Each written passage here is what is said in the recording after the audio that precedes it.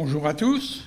Le Grand Prix 2022 de l'Académie de Saintonge est attribué à Michael Launay, ici présent, et qui veut bien me rejoindre, et à André Delédic, qui sont les deux auteurs d'un dictionnaire amoureux des mathématiques. Oui, oui, dictionnaire amoureux des mathématiques, parfaitement. Et l'occasion qui nous est donnée de vous décerner ce prix sera aussi l'occasion de nous expliquer la démarche qui fut la vôtre. Vous serez dans la lumière. Venez dans la lumière. Oui. Votre Grand Prix dans la lumière, voilà. Alors, vous serez d'accord pour que je me permette d'excuser l'absence d'André Delédic, qui aurait aimé vous rejoindre, consacrant l'œuvre à deux voix. Mais je vais vous raconter, dans le vif du sujet, comment j'ai découvert Michael Launay. Pas au téléphone, non. Sur YouTube, il propose un petit film intitulé « Comment monter un escalier ». C'est lui le mathématicien. « Comment monter un escalier » qui m'a fait comprendre, en m'amusant, un truc un peu compliqué, comme la suite de Fibonacci. La suite de Fibonacci, c'est 1 plus 2 égale 3, 3 plus 2 égale 5, 5 plus 3 égale 8, etc. C'est pas inutile. Mais, si vous êtes intimidé par les 700 pages de ce dictionnaire amoureux des maths, commencez par lui rendre visite. Procurez-le-vous, feuilletez-le-vous, vous allez vous arrêter sur certains points. Et il a aussi, c'est un des aspects qui nous a conduit à vous décerner ce grand prix, vous avez une chaîne qui s'appelle Micmath. Et si vous ne la connaissez pas encore, vous allez me remercier. Pardon. Ça, c'est pour comprendre la suite de Fibonacci et pour comprendre aussi comment le Rochelet que vous êtes peut être susceptible de le redevenir. Michael Launay a choisi de faire aimer les mathématiques au grand public. Oui, oui, parfaitement. Que le grand public, enfin, s'intéresse aux mathématiques. Il faut retourner à ces années au lycée Valin, La Rochelle. L'un de ses professeurs, Dominique Soulet, avec un D et non pas un L, il y a une faute de frappe, animait un atelier mathématique et pour attirer du monde, il placardait chaque semaine une énigme dans le couloir. C'est ça. C'est comme ça que le jeune Launay s'est pris au jeu, le jeu qui l'a conduit à l'école normale supérieure, à une thèse de mathématiques sur les probabilités. En 2022, écoutez bien, sa chaîne Micmath compte 600 000 abonnés. Donc vous voyez que ce n'est pas une langue étrangère, les mathématiques.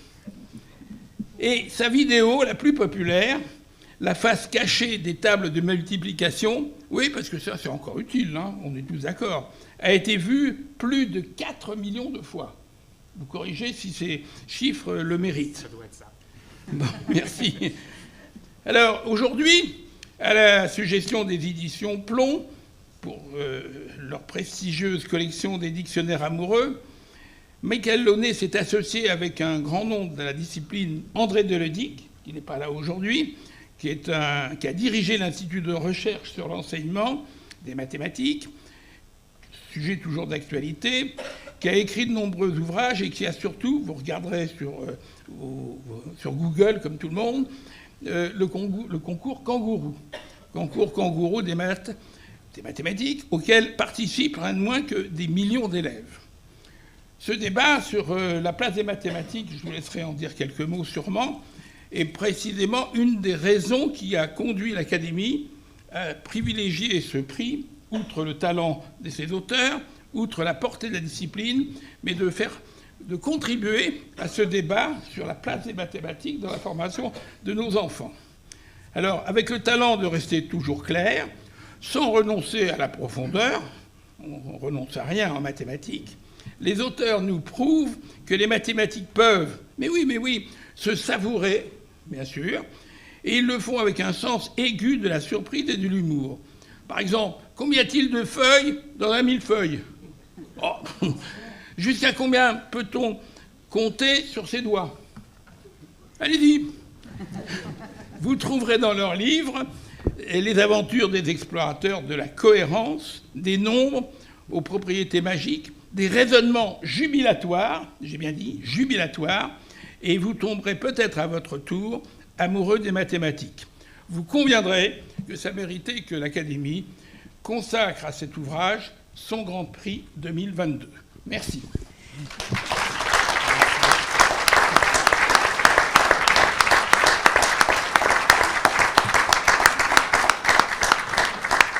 Je vous propose de regarder le film dont parlait Jean-François sur les différentes façons de monter un escalier avec Michael Launay en personne.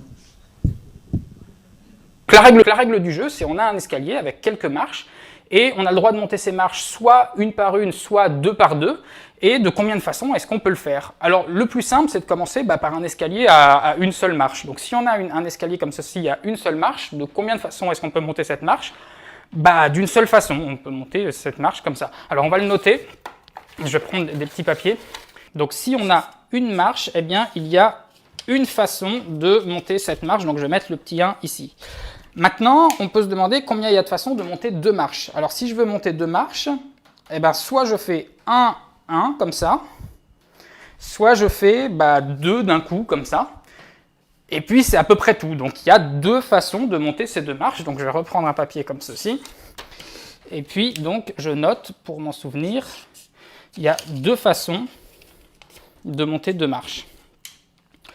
Bon, puis on peut continuer. Combien il y a de façons de monter trois marches? Alors, trois marches, je peux faire 1, 1, 1. Ou alors, je peux faire 1, 2. Ou alors, je peux faire 2, 1.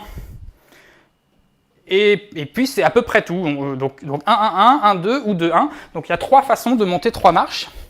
Alors là, on se dit qu'on tient peut-être une certaine logique. Il y a une façon de monter une marche, deux de monter deux marches, trois de monter trois marches. Donc, on va se dire peut-être que ça va faire 1, 2, 3, 4, 5, 6, 7, 8. Donc, essayons de voir ce que ça donne avec 4 marches. Alors, avec 4 marches, on peut faire 1, 1, 1, 1, ce qui fait une façon.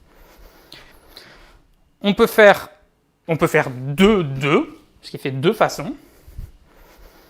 Et puis après, on peut faire 1, 1, 2, ce qui fait trois façons. On peut faire 1, 2, 1, ce qui fait quatre façons.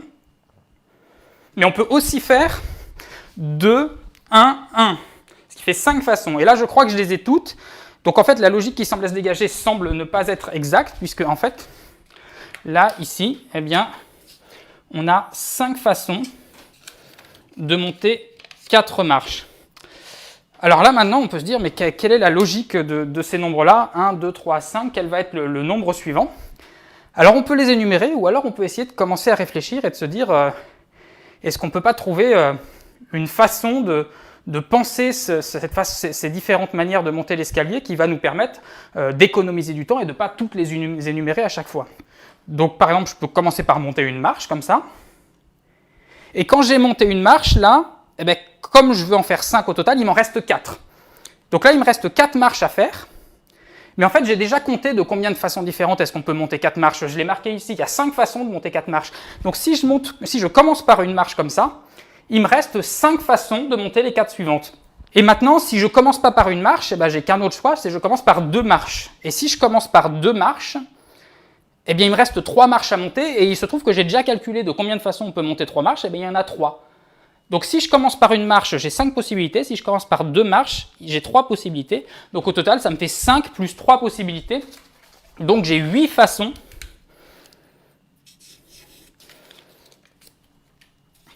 de monter ces 5 marches.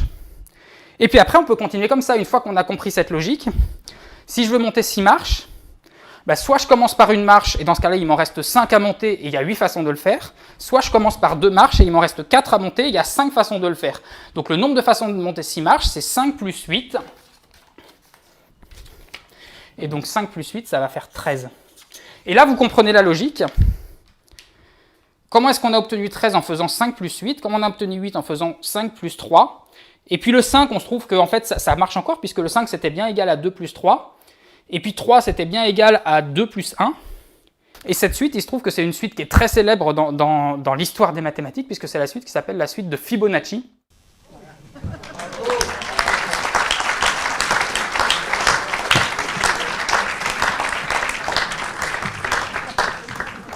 Eh bien, merci beaucoup.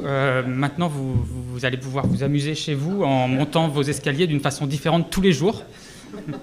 Et d'ailleurs, petit exercice supplémentaire si vous voulez, cette vidéo était contrainte par ma propre souplesse qui fait que je n'étais pas capable de monter 3 marches d'un coup. Mais si j'avais été plus souple, de combien de façons est-ce que j'aurais pu monter ces marches? Je vous laisse y réfléchir. En tout cas, je voulais évidemment vous remercier. Je suis très honoré de recevoir aujourd'hui ce prix. Merci beaucoup aux académiciens, aux académiciennes d'avoir choisi ce dictionnaire amoureux des mathématiques qu'on a écrit avec André. Donc André qui effectivement vous prie de l'excuser puisqu'il aurait aimé être avec nous, mais il n'a pas pu faire le déplacement aujourd'hui. Et ce dictionnaire amoureux, sa démarche, c'est vraiment d'essayer de montrer à quel point les mathématiques peuvent être diverses et à quel point elles peuvent être accessibles à tous et toutes, et à quel point elles peuvent créer des liens entre les différentes disciplines. Et en ça aussi, je suis très heureux d'être ici dans cette Académie de Saintonge qui mélange, là, si on le regarde d'un œil sur le programme, on voit à quel point les disciplines y sont mélangées. Et les mathématiques peuvent vraiment avoir ce rôle de plateforme sur lesquelles différentes disciplines se rencontrent, dans lesquelles différentes personnalités, différentes générations se rencontrent. J'ai écrit ce livre avec André, dont je lisais moi-même les livres quand j'étais au collège. Mon premier livre de mathématiques était une encyclopédie kangourou des mathématiques au collège, écrit par André Delédic et Claudie Misnard. Et donc, quand un jour André m'a proposé d'écrire ce livre avec lui, j'étais tout ému et très heureux. Et effectivement, les mathématiques permettent de faire cette rencontre, permettent de mélanger les genres. On peut faire, évidemment, il y a des liens qui sont un peu évidents. On peut mélanger les mathématiques avec l'astronomie, on en parle un petit peu. On peut mélanger avec les différentes autres sciences qui sont mathématisables, mais également avec la littérature, avec la pâtisserie. On parlait de l'exemple du millefeuille. Alors, c'est une arnaque, hein, les millefeuilles n'ont pas millefeuille. On peut faire des millefeuilles à millefeuilles, mais c'est très compliqué. Et c'est pas dans l'intérêt de la recette, en tout cas, d'y passer autant de temps. Parce que 1000 est un nombre un peu trop compliqué à atteindre par des pliages. Bon, c'est comme ça, c'est dommage, mais il faudrait dire les 1001 feuilles, c'est plus facile. Bon, je ne vais pas aller beaucoup plus loin.